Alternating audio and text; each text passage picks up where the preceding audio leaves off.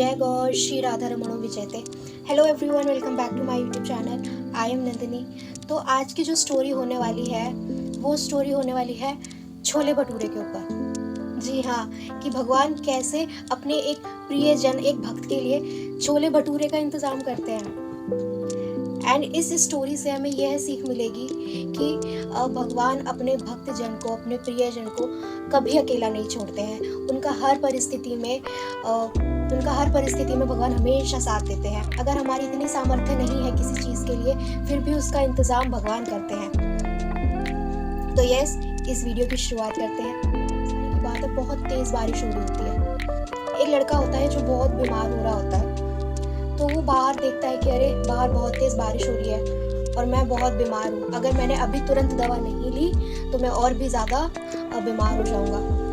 तो वो जैसे ही वो देखता है कि अरे पर मैं जाऊँ कैसे, वो सोचता है कि चलो घर से बाहर निकल के देखते हैं, कोई ना कोई साधन मिल ही जाएगा। अब जैसे ही वो घर के बाहर आता ही है तो उसे एक रिक्शा वाला दिख जाता है। अब वो उस रिक्शे वाले को कहता है कि भैया देखिए, मेरी तबीयत बहुत ख़राब है, मुझे दवाई नहीं मिली तो मेरी तबीयत और बिगड़ जाएगी, तो मना मत कीजिएगा, मुझे उस मेडिकल स्टोर पे आप मुझे छोड़ दीजिए। तो वो रिक्शा वाला कहता है कि चलो ठीक है, कोई बात नहीं भैया, बैठ जाए आप। तो वो बैठ जाता है और वो उसे ले जाता है। अब जैसे ही वो रिक्शे में बैठा होता है तो वो रिक्शे वाला खांस रहा होता है और वो लड़का उसे देख रहा होता है कि हाँ भाई, ये रिक्शे वाले को खांसी हो रही है। अब जो रिक्शे वाला होता है वो उसको उस मेडिकल स्टोर पे उतार देता है। अब वो लड़का वहाँ मेडिकल स्टोर पे उतरता है और वो कहता है कि भैया कहीं जाइएगा मत, अब आप मुझे वहीं पे अपने घर पे वापस छोड़ दीजिएगा, नहीं तो यहाँ पर तो कोई रिक्शा भी नहीं है जो मुझे मिले। वो कहता है कि ठीक है भैया, आप दवाई ले आइए, हम यहीं खड़े हैं। अब जैसे ही वो लड़का दवाई लेने जाता है तो वो अपनी दवाई तो ले रहा ही होता है, इतने में उसे रिक्शे वाले का ध्यान आ जाता है। वो सोचता है कि अरे वो रिक्शे वाले भैया देखने में भी गरीब से और उनकी तबीयत भी बहुत ख़राब है, तो क्यों ना मैं उनके लिए खांसी की दवा ले लूँ। वो बहुत खास रहे थे।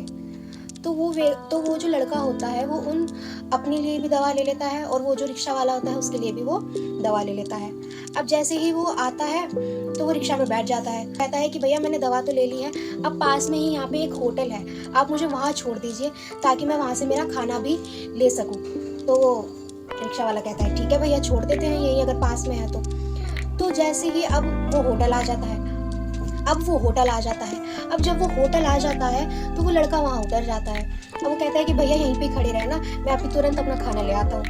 वो रिक्शा वाला कहता है कि ठीक है भैया, आप ले आइए, हम यहाँ पे इंतज़ार कर रहे हैं। अब जब वो लड़का वहाँ पे जाता है होटल में तो वो मेन्यू देखता है, कहता है मैं क्या ऑर्डर करूँ। अब वो देखता है कि आज मेरा छोले भटूरे खाने का बड़ा मन कर रहा है। अब वो क्या करता है, वो छोले भटूरे पैक करा लेता है। अब वो देखता है कि अरे वो रिक्शे वाले भैया भी मेरे साथ परेशान हो रहे हैं, उनको भी भूख लगी होगी, तो क्यों ना एक प्लेट मैं उनके लिए भी ले लेता हूँ, उन्होंने मेरा इतना मुश्किल टाइम में उन्होंने मेरा साथ दिया। तो वो एक प्लेट अपने लिए और एक प्लेट उन भैया के लिए पैक करा लेता है।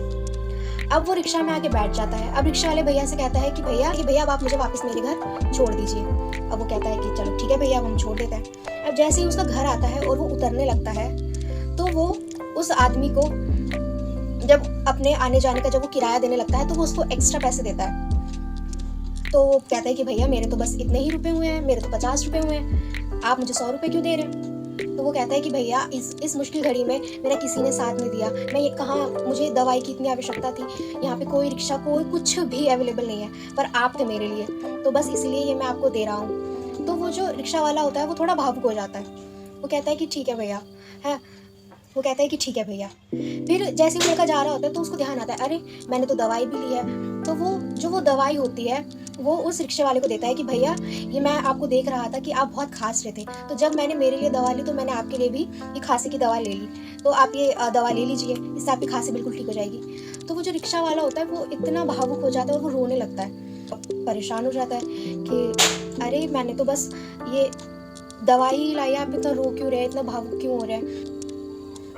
तो वो कहता है कि भैया मैंने आपको देखा था कि आप बड़ा खास रहे थे, तो जब मैंने मेरे लिए दवाई ली तो मैंने आपके लिए भी दवा ले ली, और जब मैं होटल में खाने के लिए गया था तो मैंने देखा कि इतनी बारिश हो रही है, अभी खाना खाना होगा, तो इसलिए फिर मैंने वो जो छोले भटूरे थे मैंने आपके लिए भी ले लिए, आप ये दवा और ये खाना आप रख लीजिए।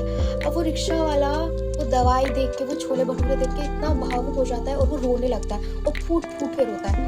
अब वो जो लड़का होता है वो परेशान हो जाता है, कहते हैं कि अरे भैया मैंने तो बस ये इतना सा ही किया है, आप इतना रो क्यों रहे हैं, कोई बात नहीं। तो वो जो रिक्शा वाला होता है वो उसे कहता है कि आप मेरे लिए दवाई लाए, आप मेरे लिए खाना लाए, आपने मुझे एक्स्ट्रा पैसे दिए, मैं इसके लिए नहीं रो रहा हूँ, मैं तो इसलिए रो रहा हूँ कि भगवान कितने कृपालु हैं, कितने दयालु हैं कि वो अपने प्रियजन के लिए, अपने भक्तजन के लिए हर चीज़ का स्वयं ही इंतज़ाम कर देते हैं।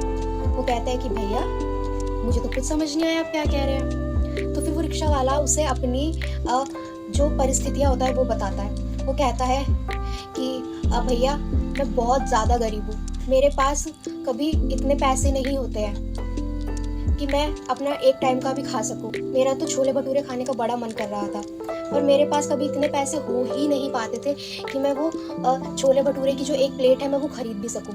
पर आज भगवान की कृपा देखिए कि भगवान ने स्वयं मेरे लिए ये छोले भटूरे का इंतज़ाम कर दिया और मेरी कभी इतनी भी कमाई नहीं होती थी।